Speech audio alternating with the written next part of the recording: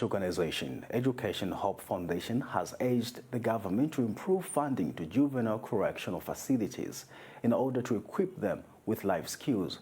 Organization founder Charles Muvambe says his organization visited Nakambala approved school in the Mazabuka and found that the school is lacking a number of resources and incentives, further adding that the juveniles face stigma from members of the public and urged citizens not to stigmatize them.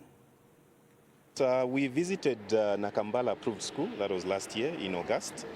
This school is a school that takes up juveniles, those that have offended the law.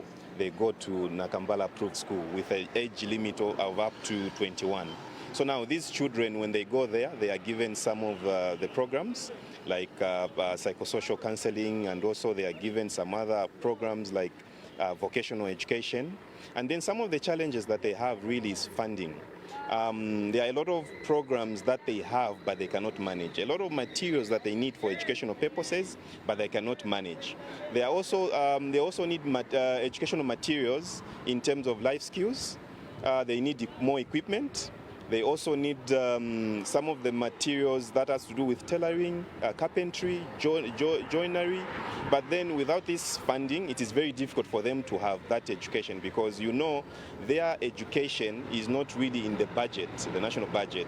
This is what they have is an alternative budget to support their education and their well-being. So their situation really is very difficult. So what they need is more funding. They need funding for clothing, they need support. They need our support. And then the other challenge that they have is stigma.